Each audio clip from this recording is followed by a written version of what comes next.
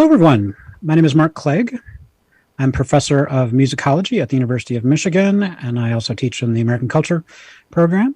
It's wonderful to be here today, sponsored by the National Archives, in a talk about my book, Oh Say Can You Hear? A Cultural Biography of the Star-Spangled Banner. And I'm especially grateful to the National Archives because I did quite a bit of my research in College Park, Maryland, at the archive there, and then also to the National Endowment for the Humanities, which awarded me a public scholar grant to be able to do this work. And that gave me a year to write the book. I've been working on the book for over a decade, and it's really a labor of love. I think I fell in love with the Star-Spangled Banner in 1976 when the United States celebrated its bicentennial, and I was 9 years old, participating in the neighborhood parade on my Schwinn bicycle, red, white, and blue streamers flying out the back. And I can't believe that we're almost on the 250th birthday of the country. So I wanted to write a book about the national anthem, my relationship to the national anthem, but also one that really brings to life, what I feel is a living anthem, is an anthem that tells our history, tells our past, but also talks to us about the present. So that's what I'm going to be talking to you today about. And I have a presentation, should be about 40, 45 minutes. We may have some time for questions after that. But let me share my screen and you'll be able to see a PowerPoint presentation. And we'll have some musical examples on there. And it'll tell the story of the Star-Spangled Banner. Francis Scott Key, American lawyer and poet who wrote the lyric, up through sort of how it became the national anthem and some of the controversies that make it a very complicated song for today. But I think also in a way that helps us learn about who we are as Americans. It's a kind of archive, if you will, of itself. The song is an archive of American history. And that was part of the joy of writing this book, is it's really about the whole history of America, not just about one song. All right, so here we go.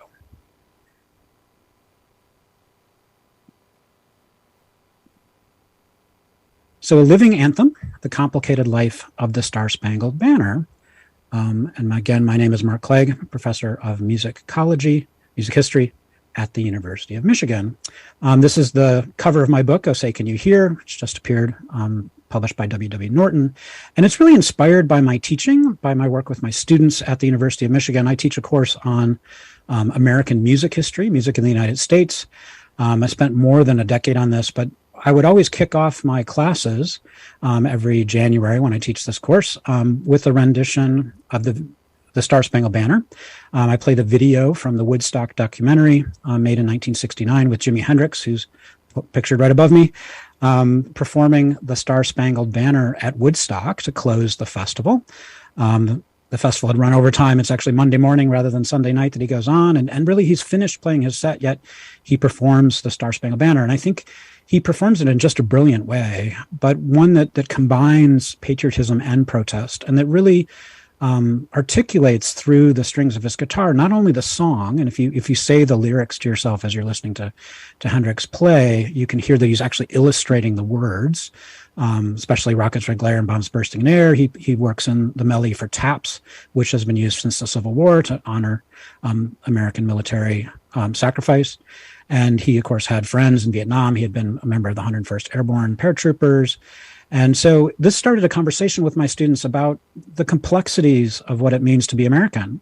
And the rendition that Hendrix offers, I think, combines patriotism and protest. And so then that led to other questions like, where's the song from? And how did it sound like in 1814? And why did Francis Scott Key write it? And so I started to explore those historical rabbit holes, and that took me to the archive, took me to primary source documents, as we call them in history, trying to find the story behind the mythology and the sort of the very simple story that I had been taught during the bicentennial when I was 9 years old about Francis Scott Key writing the song on the back of an envelope, and that it was a poem that someone else set to music, and he was a British prisoner.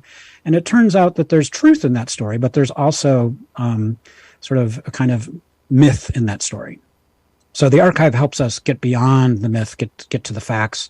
And history is always more interesting when you get into the archive and look at the details than it is in the sort of basic stories that we learn, in sort of popular culture. So I really wanted to explore the anthem and sort of big picture questions about how music shapes our life as a music historian. I mean, my own life was shaped by music in the public schools. All my friends were musicians. You know, I figured out, I think, who I was as a person through music, and I think we figure out who we are as a country through music. I wanted to look at the question of, like, what is patriotism? What does it mean to love a country? Could there be different kinds of patriotism? We sometimes talk about blind patriotism. We talk about critical patriotism. I explored coercive patriotism and sort of, you know, other kinds of engagements with what does it mean to love as a country. And really what I concluded is that there's nothing un-American about protest, that protest actually is an American tradition, and that we use patriotic protest all the time to express a hope and a dream for the nation in the way that we want it to be. And I think Francis Scott Key did that in 1814 through his lyric, and we'll get into that in a little bit. What the purpose of history is, how do we use history? And I think, again, it's about helping us figure out how we got to where we are and some ideas about how we might move forward. And then really to explore the anthem as a living document. I think one of the great things about song, about the anthem as a song, is that we have to bring it to life in performance, that we tell a story about who we are as Americans today every time we sing it. We ask that question that Francis Scott Key asks at the end of the first verse that we sing in sports stadiums, you know, "Oh, say, does that star-spangled banner yet wave o'er the land of the free and the home of the brave?" Question mark. And that question mark to me is essential to unpacking the meaning of the Star-Spangled Banner for us today. So the history of the Star-Spangled Banner, let's get a little bit into that. Oops, jumped. All right, so Francis Scott Key wrote the song that he originally titled, actually, Defense of Fort McHenry, in 1814, between September 14th and September 17th. He actually spent 3 days on the song. It's not an instant compositional process. It sort of came to him as a vision. It's something that he says he struggled over, actually, that he worked really hard at writing the words to the Star-Spangled Banner. He wrote them after he witnessed a historic event, the bombardment of Fort McHenry, which guards Baltimore Harbor. And it prevented the British fleet, which had the most advanced weapons in the world at the time. They are sort of fearsome bomb ships, all named after volcanoes because they were supposed to rain fire onto their targets. But the defenders of Fort McHenry held firm despite facing superior firepower. They had the bravery and the courage to retain their positions, to maintain the fort, to guard the city, and they saved the city of Baltimore from certain destruction, probably being burned to the ground, which the British were threatening to do. And of course, they had done this just a month before with Washington, D.C., where they burned the Capitol building to the ground. They burned the White House to the ground, the Navy Yard, and, you know, for us as historians, they burned the Library of Congress, which was in the Capitol building at the time.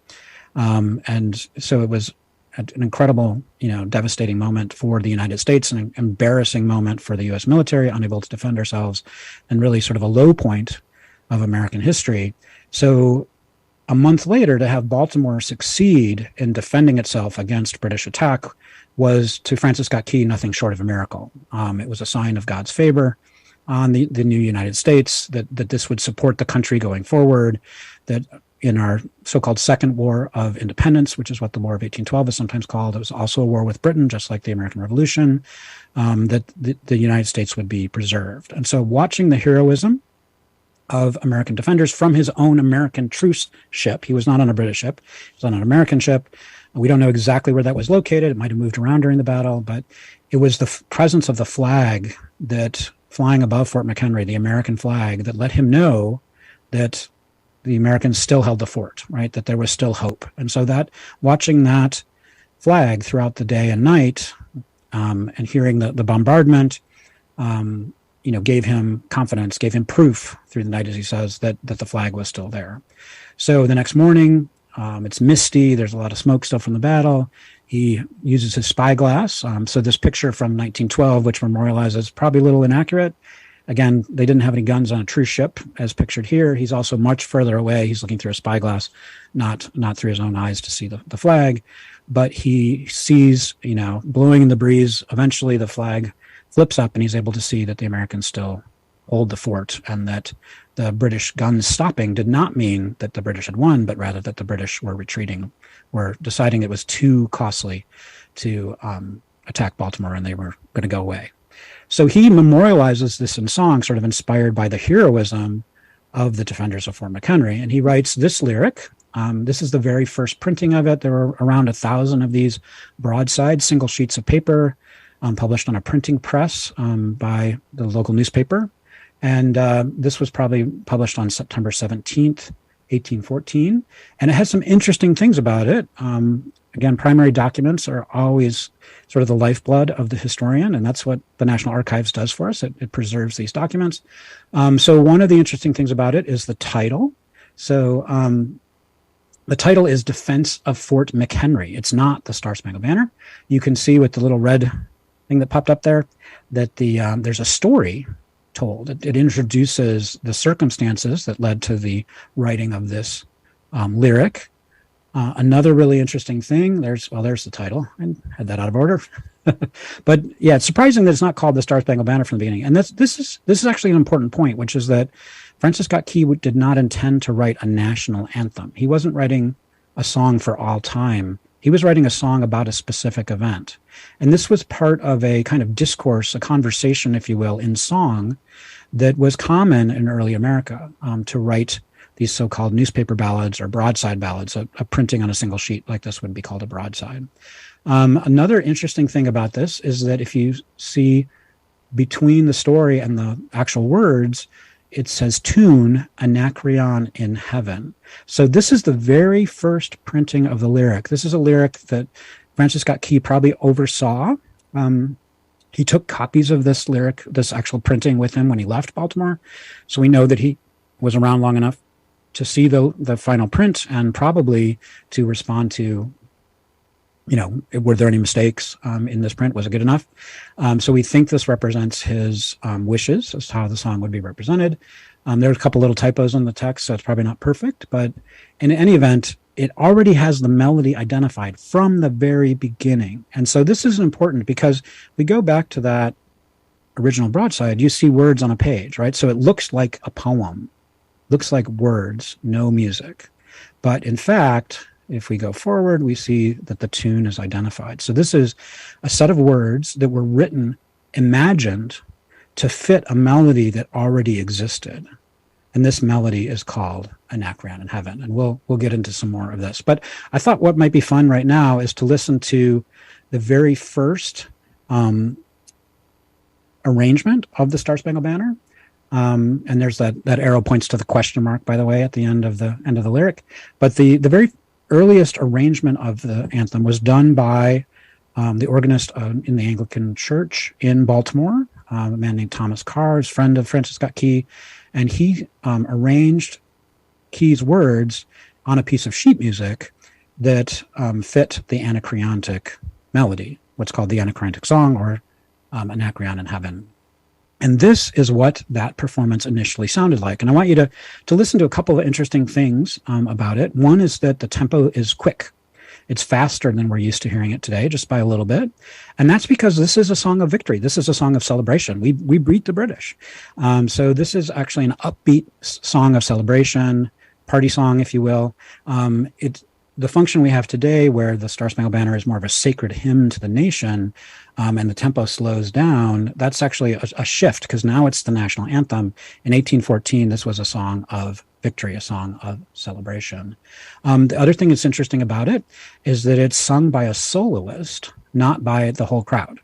So the way we sing it today as a community, singing it as a choir, is not the way it would have been sung in the 19th century, for the most part. It would have been sung by a skilled singer, and that skilled singer would have been able to hit the high notes. So not unlike the Super Bowl today, we get a really superstar singer to perform the anthem. But the crowd in this case echoes back what was considered the chorus in the 19th century. So those last two lines, that critical question that's in the lyric, "Oh, say does that Star-Spangled Banner yet wave," or "The land of the free and the home of the brave," is sung twice. First by the soloist, and then by the assembly, by the audience, by the community. And this kind of conversation that happens in the performance practice of the 19th century, where there's a statement and then an affirmation from the community, is an important part of the way this melody functioned in many, many other lyrics that I'll talk about. It was a way in which support was recruited for political causes. So this melody was also used for many other songs, including campaign songs for presidential campaigns, like with Thomas Jefferson, for example.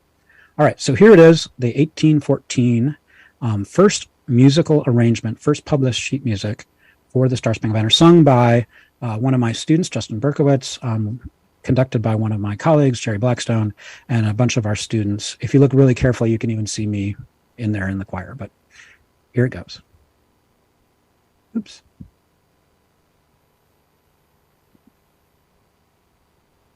All right, let's get it to work here. There we go.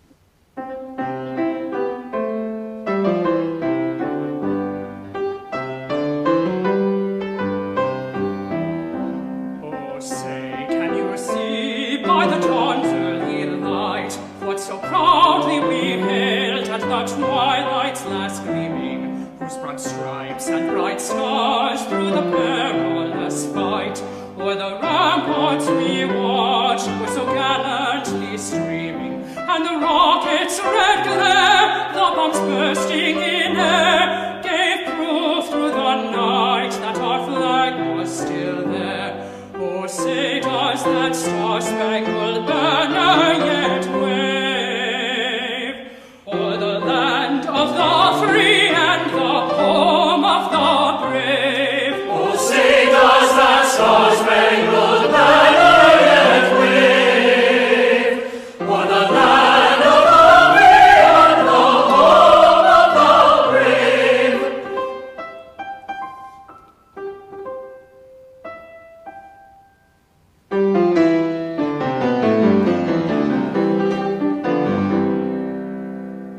So that's the original musical arrangement of the Star Spangled Banner from 1814. And that little coda, that little musical tag is really interesting because you hear it echoed through arrangements that go all the way up through the U.S. Civil War. That little dum-da-dee-dum, sort of fun. All right. So where did the music come from? The music comes from London, England. It was the theme song, the club anthem of a musicians club, an amateur musicians club called the Anacreontic Society. The Anacreontic Society was named after the Greek lyric poet Anacreon. And it was definitely a fun-loving club, a convivial club. It's often said that the Star Spangled Banner is a drinking song, and that's sort of right and sort of not right. It's sort of right in the sense that this was a club that was a all men's club, which is typical of London in the 17th century. 18th century, so yeah, 1766 was when the club was founded, and 1773 was when this song was composed. It's a kind of advertisement for the club, so it's supposed to be upbeat and heroic, and it's a show-off song. It's meant to show that the musicians of this particular musicians club are better than the musicians of the other musicians club, like the Ketch Club in London. So it's meant to be a hard song to sing. It's meant to be an impressive song to hear performed, right? So that's why the high notes are in there. People are always like, why is the Star Spangled Banner so hard to sing? Well, the melody was supposed to be hard to sing because it was supposed to show off the skill of the members of the Anacreontic Society, which is why it has these very impressive high notes where the singer can really open up and show off. And I think it takes a kind of heroism to perform. There's a kind of athletic and emotional commitment that's necessary to really pull this song off. And so for me, it sort of fits that Francis Scott Key would choose a difficult tune, a tune that required heroism in a sense to sing, to represent the heroism of the men defending Fort McHenry in Baltimore in 1814. The composer of the song is John Stafford Smith, who's pictured here much later in life. I don't have a picture of him when he was younger. This particular picture is from the Library of Congress in the nation's capital, and the sheet music actually is from the Clements Library here in Ann Arbor, Michigan, the University of Michigan's American History Library. So I say it's a club song and not a pub song because it's really this very sophisticated highbrow club. They were an elite club, and they had, like, their meeting started with a 2-hour symphony and chamber music concert. When Franz Joseph Haydn came to London, he was hosted by the Anacreontic Society. So this is not a drunken, boozy club, but they were definitely drinking alcohol, in part because in 18th century London, there's no water purification. So if you're going to drink liquid safely, it has to be either coffee, tea, or fermented. So this was actually very, very typical of beverages for really anything in London in the 18th century. So let's hear this original song, how it would have been sung. Again, you're going to hear that same upbeat melody. One of the interesting differences about these early versions is they don't have the opening descent. You know, you can probably recognize the Star Spangled Banner if it's going to be performed by the first three notes. Oh, say, right? That's what we call a triad in music, or arpeggiation going down to the tonic. But it serves as a kind of musical signal, like, hey, we're going to sing the anthem. But this original song doesn't have all those snappy notes. Do, do, do, do, do, do, do, do, do, do. This is do, do, do, do, do, do, do, do, do, do, do. Little different feel, because it facilitates this rolling, upbeat, energetic song that's initially an advertisement for the club, and then is used by Key as this party song to celebrate the unexpected victory at Baltimore.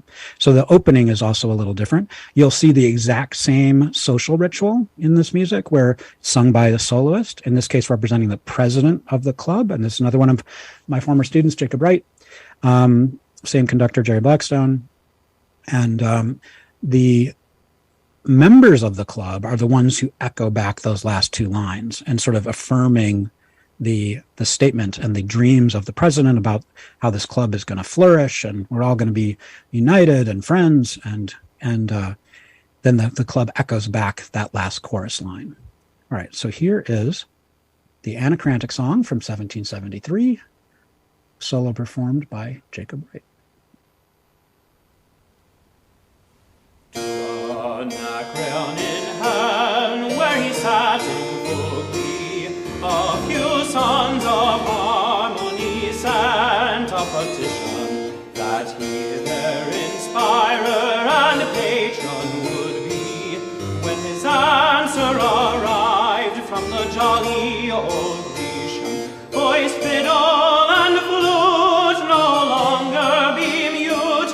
I'll lend you my name and inspire you to boot. And besides, I'll instruct you like me to entwine the myrtle of Venus with Bacchus's vine. And besides, I'll instruct you like me to entwine the myrtle of Venus with Bacchus's vine.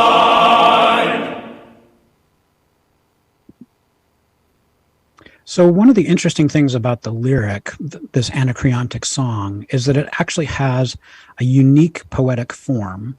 It's one of the reasons why I can say for sure that Francis Scott Key did not accidentally write a set of lyrics that happened to fit this melody. And the reason is because in the middle of the song, it has an extra embedded line in the middle of line 5. So, you know, you're used to poems and the words at the end of the line rhyme. And this is very typical of poetry. If you, like, when I was in high school, that's how we analyzed all the poems, was by figuring out what the rhyme scheme was, right? So the rhyme scheme, interestingly, of the Star Spangled Banner has 8 lines, but it has a 9th rhyme hiding in the middle. And that's in the sort of the point of sort of dramatic crisis within the lyric. It's at when we sing the high notes, right? So the rocket's red glare, the bombs bursting in air, gave proof through the night that our flag was still there. So glare, air, and there make a triple rhyme, 3 rhymes in 2 lines. So that's where we get the extra 9th rhyme. So really pretty interesting how that all works out. So that's something to look for in these Anacreontic lyrics. In the original one, it's voice, fiddle, and flute no longer be mute.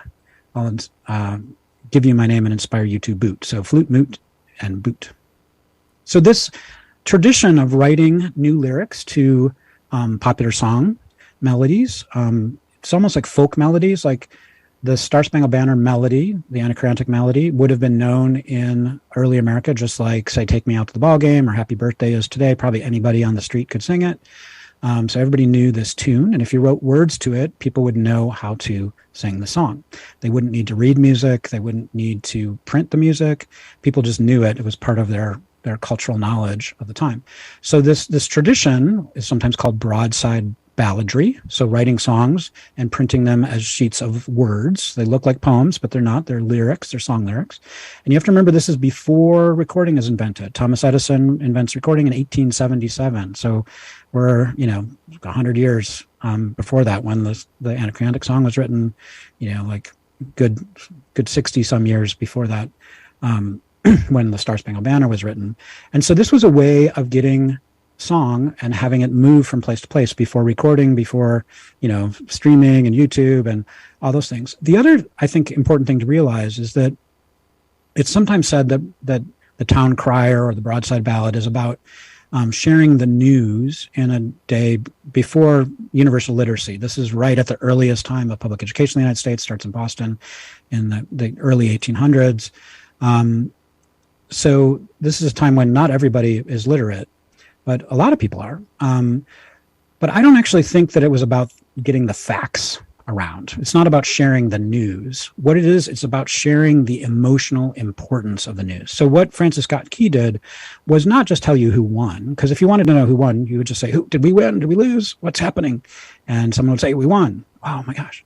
So that would have been the reaction, right? But if you wanted to know what it felt like, what the news felt like, what the emotional importance of the news would be, this is where song became important, because it puts words and ideas to music, to emotion. And so it communicates the emotional significance of an amazing event, like the saving of Baltimore by the heroism of the militia and Army and Navy soldiers who defended the fort. So that's I think what the song is really about. It's about the emotional import. And Francis Scott Key is translating the feelings of watching the battle and the tension, the uncertainty, that question, right, about the future of the country. He's translating that into music, into the language of emotion.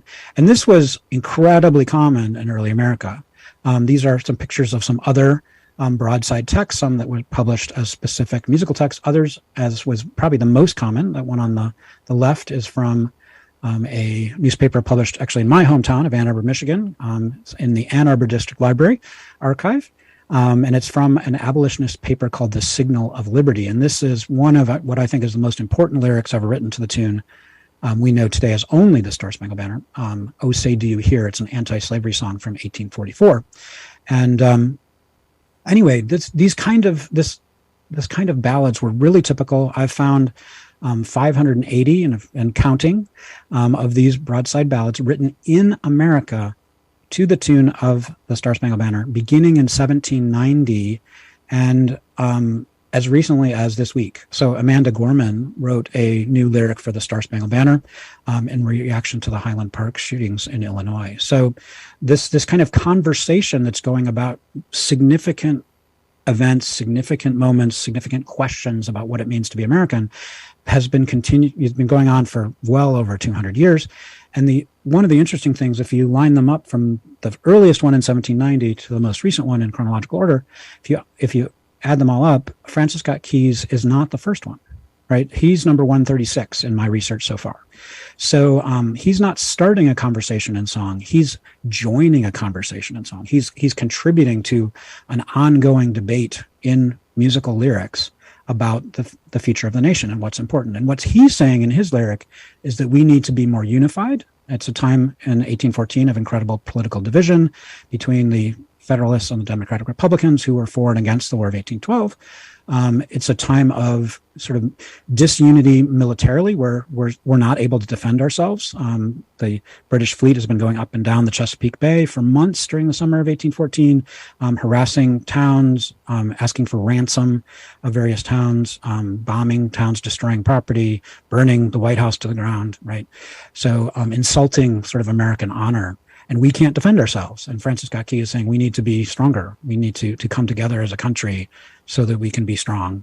And he's also saying, for Francis Scott Key, who was a lay minister in the Anglican Church, that we need to be more pious. So that last line, "Oh, thus be it ever when freemen shall stand between their left home and the worst desolation," goes to those high notes, is about, in God is our trust. And that motto that's on our coins is sometimes said to come from Francis Scott Key, although I've never seen any direct evidence of that.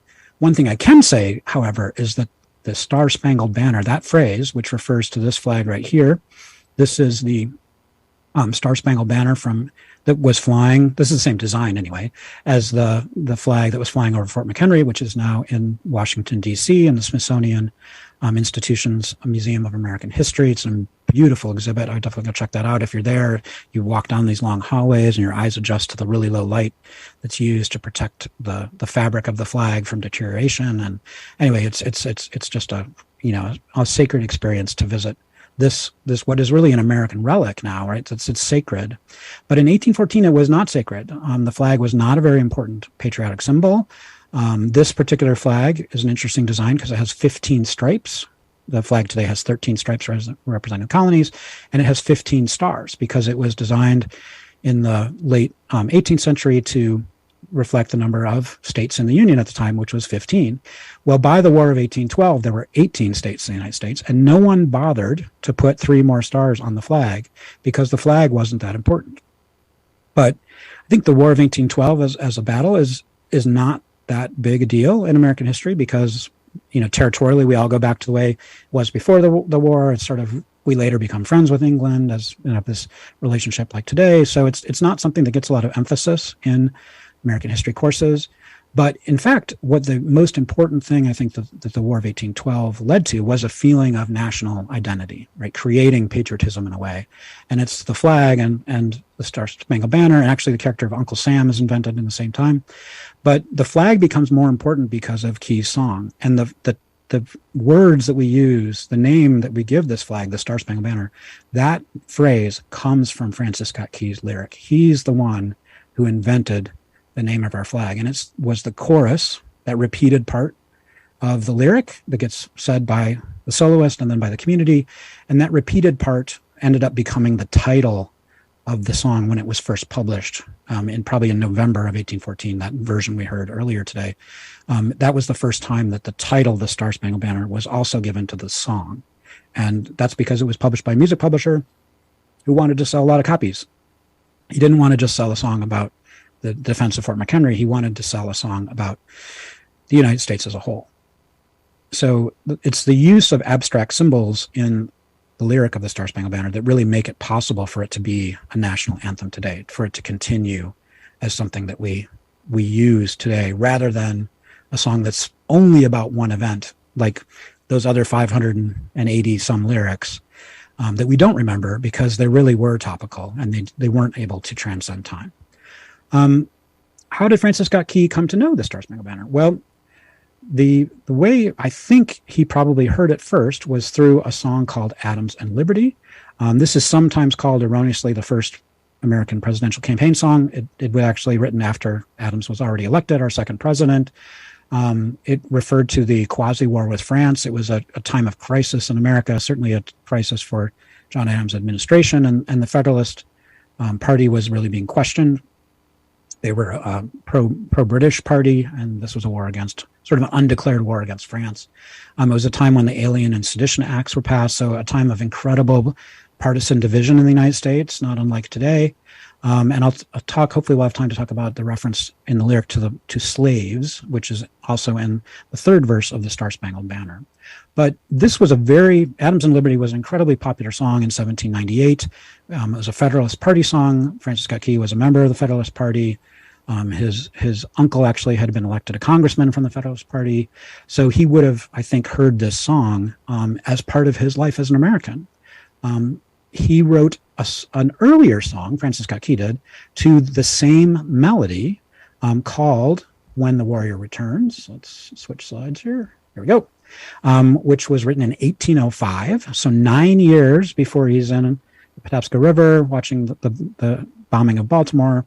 9 years before he writes an earlier song, he uses the same melody to celebrate the heroism of American military members. So this particular song is called When the Warrior Returns, was written in honor of Charles Stewart and Stephen Decatur, some of the first naval heroes of American history in the Tripolitan War. They sort of boarded and then set aflame the USS Philadelphia, which had been captured by the enemy in Tripoli's harbor. And then they came back to the United States. There was dinner in their honor in Georgetown, and a young Francis Scott Key, having just moved to the District of Columbia, introduces himself to his future clients, I think, in law, by writing this lyric and having it performed. And it's sung to exactly the same melody. So it's "When the warrior returns from the battle afar." Same tune that we know today as the Star Spangled Banner. An important question that early American lyricists who were writing these other alternate lyrics asked was about the question of freedom. And Francis Scott Key intentionally sets the word free. "Oh, say does that Star Spangled Banner yet wave over the land of the free," right? So that's the high note. That's the important note.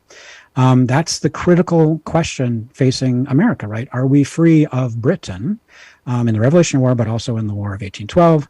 So this question of liberty and self-autonomy is really essential to American life. And so he sets that to the high note.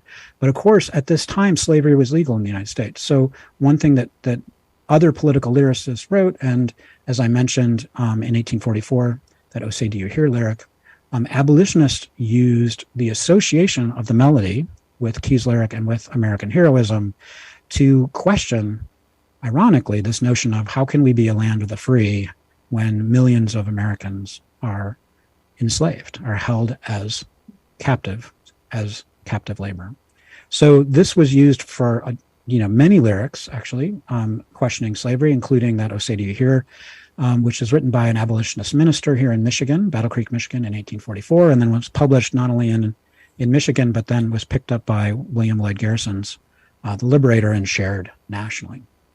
Another really important lyric that was part of this broadside tradition was Oliver Wendell Holmes Sr., who was an important American poet, also a physician, in February of 1861. So really, even before the shots were fired at Fort Sumter, writes a lyric calling for the end of slavery in the United States. And he writes that lyric using the melody of the Star Spangled Banner. In fact, this was sung as an additional verse at a concert in Boston in order to use it to recruit soldiers for the Union cause, to represent the sort of the need to preserve the nation. But this idea of ending slavery, which is often critically debated in American history, but this one thing we find in these lyrics sung to the tune of the Star Spangled Banner is that as early actually as November and December of 1860, there are lyrics sung to the tune of what we now know as the national anthem that were calling for the end of slavery in the United States. So before the South has seceded, before the first shots had been fired in the Civil War. So the important lines, the lines for the high notes that Oliver Wendell Holmes creates are in blue in this slide. "By the millions unchained who her birthright have gained," right? So the birthright is citizenship, is freedom, is humanity. "We will keep her bright blazon." So we'll keep the nation's flag, her bright blazon, forever unstained. So slavery is represented as a stain on the nation's flag that is going to be washed out by the Civil War. So Francis Scott Key was a slave owner himself. His wife was from one of the largest slave owning families in Maryland. They actually, for a time, possessed legally, at least in terms of the time, Frederick Douglass, the future abolitionist. But interestingly, Francis Scott Key is also a complicated and conflicted character, just like American history. He is also a person who fought in court in the district courts of the District of Columbia on behalf of Black Americans suing their owners for freedom. And so he filed over 100 cases representing Black men, women, and children for their freedom. He won about 30 of those, and then won a big important case in the early 1820s or mid-1820s called the Antelope case, which led to the freedom of 131 people who were illegally imported in the United States to be sold as slaves. And so Francis Scott Key's legal efforts resulted in the freedom of 189 people, at least, that I've been able to track so far. So he also freed the first of the slaves he owned in 1811, so 3 years before he wrote the Star Spangled Banner, and the rest upon, at other points of his life, he freed 6 others, and then the rest by his last will and testament. So he's sort of an anti-slavery slave owner. I mean, he also really opposed abolition. He prosecuted an abolitionist as part of the District of Columbia white on black race riots in 1835. He also prosecuted the white rioters. So he's a complicated character. And I think, again, it's worth knowing about Francis Scott Key because it helps us understand the conflict in American identity of the time. One of the important things that I discovered at the National Archives in College Park was this document. This is Francis Scott Key's deposition that he gave, sworn deposition to Congress, testifying for a select committee on the illegal slave trade in the District of Columbia. District of Columbia was one of the most active slave markets in the United States at the time. Slavery was legal in Washington, D.C., and this was an important symbol for the South, for places where the slave trade was legal, was that the nation's capital also allowed slaves. So the slave trade in D.C. was contested from the very beginning of the nation. You know, these were critical and sort of inflaming ideas. Even at the time the Constitution was ratified, the word slave is not in the Constitution. They use all sorts of euphemisms about other persons in the Constitution. But this is his deposition, and this is held in the National Archives. It's in a special vault because it has Francis Scott Key's signature on it. But in here, he talks about some of the horrors that he thought about the slave trade. One was this that really bothered him was the separation of families, that kids were taken away from their parents and that husbands and wives were sold separately to different parts of the country. And you know, Key had this sort of crazy, fantastical, wrong idea that slavery could end peacefully and that no one would get hurt. We needed a civil war to, in fact, end slavery. And it's really the cotton gin that changes the trajectory of slavery. I think earlier in Key's life, it might have been reasonable to think maybe slavery would end, especially if he lived in Maryland, which was not a particularly big cotton growing state. But when cotton took over and the cotton gin allowed for cotton production to increase, slavery exploded in the United States. And there was a lot more slavery, a lot more speculation, a lot more money in slavery. So in many ways, this slavery picked up in the middle half, leading inevitably to the Civil War. But one of the critical questions, which I'll get into, is the word slave that's in the third verse of Key's original lyric for the defense of Fort Henry, which later became the national anthem. So this particular word appears in the those high notes in the third verse. No refuge could save the hireling and slave from the terror of flight or the gloom of the grave. And in my book, I explore three possible meanings of this at the time. I mean, it certainly strikes anybody today as a problem, right? That the word slave is in Key's lyric. But I think there were three different meanings possible, at least that I've unpacked in my book. One is that what I think probably most white people would have understood in 1814, which is that it actually referred not to real people who were enslaved to Black Americans, but rather to the British white soldiers who were vassals of King George. I think abolitionists and African Americans at the time would have seen this word as evoking the fact that there were real African Americans who were enslaved in the country. So I think that's a valid interpretation from that perspective. And then what I think actually probably Francis Scott Key meant, which is slightly more specific. So slave turns out to be a very common word in American patriotic poetry from the Revolutionary War period. And the War of 1812 is a kind of echo, if you will, of the Revolutionary War. It refers to those who are duty bound to a king. So the revolution was about separating from King George. And so often the British were mocked as slaves of King George.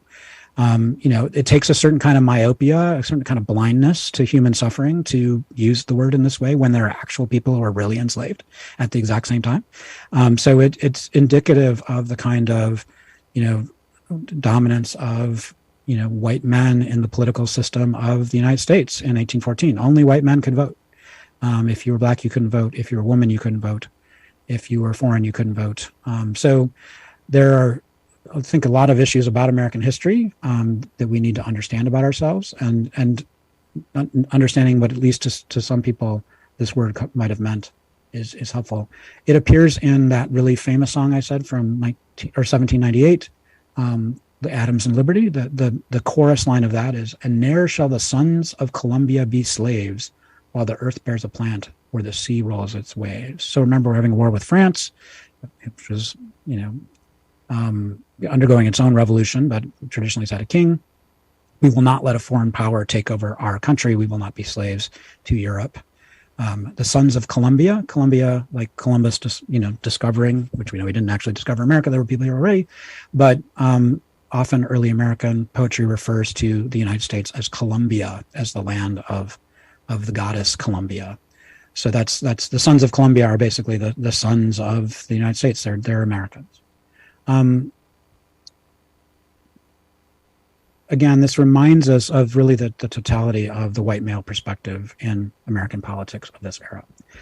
Another thing that the abolitionists and Black Americans would have understood from the word slave in the lyric is a reference to the colonial Marines. So the colonial Marines were self-liberated or escaped Black Americans who volunteered to fight for the British side against America in order to I think help the British and disrupt the American slave economy. So they were incredible fighters. They're very valuable to the British campaign in the Chesapeake, heroic in their way as well. And they were promised freedom, not necessarily as at the price of serving. Many women and children were granted passage to Canada and to the sort of Caribbean islands that were held by Britain as well. So there were many people who escaped to British ships and then were given freedom going forward. And Britain honored that commitment to them and actually ended up paying reparations to the United States in compensation for the men, women, and children who were freed by the War of 1812. In Francis Scott Key's mind, however, I think there's one other little detail that's important, which is that the lyric refers to hireling and slave using the singular forms of the word. So it's the hireling and slave. No refuge could save the hireling and slave.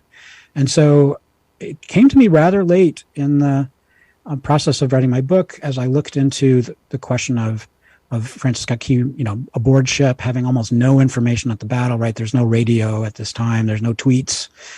So you don't know what's happening. He only knows what he sees, which is the flag is still flying over the Fort McHenry. One thing he does, however, learn is that also aboard his American truce ship is John Stuart Skinner, who's the U.S. agent of prisoners. While they are hanging out after the battle for 3 days, they're still under British guard. They're not allowed to leave. Partially, this is because Skinner is doing work. He's liaising with the British command. He's finding out how many prisoners were taken. He's finding about any American casualties the British, have. And, so he learns that British General Robert Ross was killed by an American sniper during the battle. And Robert Ross was the sort of symbolic head of the campaign, the Army, the Marine campaign, the soldiers who had burned Washington, D.C. to the ground. He was the person who had held William Baines, who was the doctor that Francis Scott Key went to release.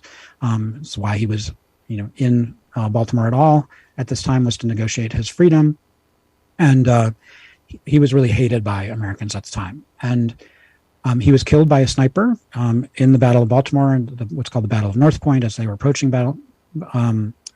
Baltimore. And then he, in order to get him life-saving medical attention, was actually put on a litter, dragged behind a horse back to the shore over miles, and in order to try to give him medical attention, but he died along the way. So I think it's possible that for Francis Scott Key, when he says no refuge could save the hireling and slave, he says no refuge could save Major General Robert Ross from the terror of flight or the gloom of the grave, because he was the guy who died, and he was the guy who had this harrowing journey back to the ships as he was dying. So, Francis Scott Key writing a lyric, his own sense of sort of elite propriety would not allow him to mention and insult Major General Ross by name, I don't think. So he refers to him sort of obliquely and maybe unfortunately using the word slave. So I think pretty convinced that this is what Francis Scott Key was thinking, because if he was writing a lyric to try to unify the country, talking about the word, evoking a word that was so divisive in America, and Francis Scott Key, because he had fought on behalf of Black Americans in court, I mean, he knew that slavery was a divisive term. So to reference that, a term of division, while in a song for unity, doesn't make a whole lot of sense. So strangely enough, I think this term was probably not experienced by a lot of people who heard the first versions of the Star Spangled Banner as referencing actually enslaved people. But I do think that one of the things that we could do as a country is to add some detail to the 1931 bill that names the Star Spangled Banner the national anthem of the United States. Currently, that bill just says, it's very short, it's like one sentence long, it says, the words and music known as the Star Spangled Banner is the national anthem of the United States of America. I mean, for me, what makes the Star Spangled Banner into the anthem is really the U.S. Civil War. That's what makes the song sacred, but it's the bill that makes it official. And there's no text specified. So one of the things we should do is officially remove the third verse from the text of the Star Spangled Banner, which actually happened as early as school textbooks and church hymnals during the Civil War. And, you know, U.S. government versions of the Star Spangled Banner, like some of the translations I found in the National Archive into all sorts of different languages, into Spanish, into Indonesian, they don't have the third verse. And so I think it's fair to say that it shouldn't be there. And we should, as a gesture of inclusion to make everybody feel welcomed or included in the Star Spangled Banner, remove the third verse. Because regardless of what it might have meant to Francis Scott Key or to some people in this thinking, white-dominated thinking of 1814, it doesn't mean that to people today. And so in recognition of that, I think we should officially remove the Star Spangled Banner's third verse, the Defense of Mark Henry, the original lyrics, third verse, to really, I think, make it clear that we're a country of many different kinds of people today, and that Black Americans are a vital part of this history, that they are Americans. So got a couple questions in the chat here. So if you have any, please post those. And my friends working at the National Archive will share those with me. But one is, was the call and response structure at the end of the anachronistic song, at the end of the initial Star Spangled Banner, was that common? Yes, it was. And in fact, you could do the same thing with Yankee Doodle. But these early melodies were often used for American politics. And so you would basically make a statement about your candidate or your party's idea, and then the form of the song, by having the crowd that's at the political dinner or at the parade echo back the chorus line, would reinforce that meeting. So you'd say, let's go vote for Thomas Jefferson. And everybody would say, I'm going to go vote for Thomas Jefferson. They'd repeat that back. So it was a way of sort of, the call and response was a way of making a political call and fostering agreement with the community, and sort of builds community. And I think that's what Francis Scott Key hoped his song would do, is build community, would unify America, would get over the political division of 1814. I don't think he was hoping that he would write a national anthem. Like, nobody would have thought that. I mean, he would be stunned to know that we're still singing his song today, that it's still controversial, that people still fight over the words and how it should be performed. And I think that's actually in some ways is sort of magical, that music means that much to us as Americans. So I'm on one hand very excited about that as a musicologist, but I think for Francis Scott Key, he was celebrating the heroism of one moment in American history, of one group of Americans, in part to inspire future generations of Americans, other Americans, to do heroic things. And actually there's, in my book, it's framed at the beginning and the end by an anecdote about the one time that Francis Scott Key talked about the Star Spangled Banner. He was pretty, he never left like a memories or a essay about how he wrote the anthem. And that's part of why I needed to write the book, is because there's a lot of confusion around how it got written, because he didn't write it down. So there's no firsthand account. There's just other people talking about what Francis Scott Key told them, supposedly, after Francis Scott Key died in 1843. So that's why there's so much misinformation, or one of the reasons. But what Francis Scott Key says in the speech in the 1830s is that America needs to continue to do heroic things to inspire American poets to write new songs. So he calls himself for new anthems, for new patriotic songs. And for me, I think one of the things that I think would strengthen our civic rituals in the United States might be to take Francis Scott Key at his word, to write new songs, or to use some of the other songs of American history in this ritual moment in patriotic displays. So say at the beginning of the football game, say if during the football season, what professional football, they play like 17 games, right?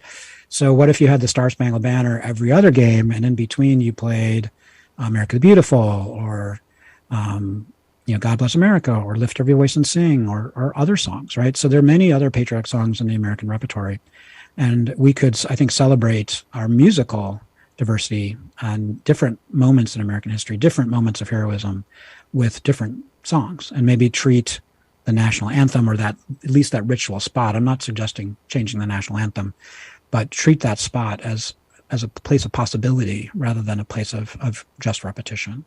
For me, there is value in retaining the Star Spangled Banner. I mean, some people ask me, like, I think the national anthem should be America Beautiful. And indeed, it's a beautiful song. I think it's a great peacetime anthem for the nation, but at times of crisis, times of war, historically, the Star Spangled Banner has been the song that galvanized Americans to heroic sacrifice. And I think that needs to be honored as well.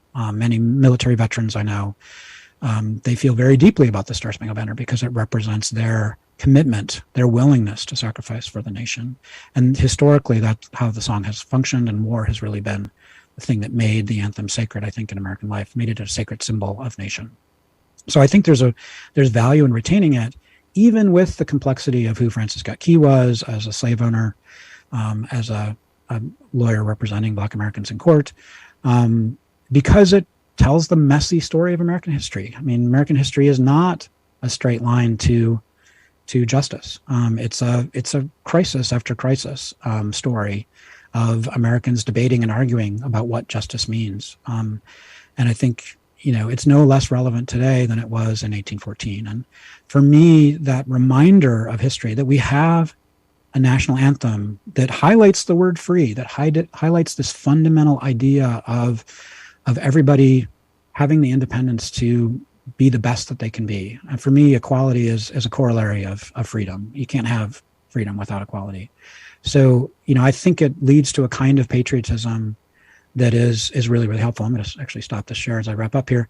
But it leads to a kind of patriotism that's enormously healthy for the nation. And so the fact that our anthem reminds us of our ideals, and that when we feel uncomfortable with the anthem, when the anthem brings to the fore a kind of dissonance in American society, that maybe not everybody is being served equally by the country, that is kind of an alarm bell for me. It's a kind of, when Colin Kaepernick knelt, for example, that was an alarm bell. That was saying not that the song was bad, but that the song was a platform for protest, was to be able to use the song as a way of calling attention to injustice and to trying to hold the nation to its ideals, that we live up to the ideal of freedom that's celebrated in the anthem. And for me, that final question, "Oh, say does that Star Spangled Banner yet wave over the land of the free and the home of the brave?" That really asks, do we have the courage? Are we brave enough to be free, to have the responsibility of freedom? And for me, ultimately, that's why the Star Spangled Banner is a living anthem that tells us not only what it meant to be American in the past, but that challenges us to be the best Americans we can today and going forward. So I want my students, I want young people, I want all Americans to see patriotism and protest, to see the anthem as something that can be plural. It's not just one static icon of the past, but it's actually a living practice of the future. Thanks so much to the National Archive for hosting this talk today. It's been a real joy to talk with you, and I hope you enjoyed this musical tour through the history of Francis Scott Key's Star Spangled Banner. And please read my book, "Oh, Say Can You Hear?" A cultural biography of the Star Spangled Banner. It has a lot more detail about all these other lyrics and the history of the music and the use of the Star Spangled Banner in different translations and for protests and great performances. And I hope you find the story of the Star Spangled Banner as fascinating as I do.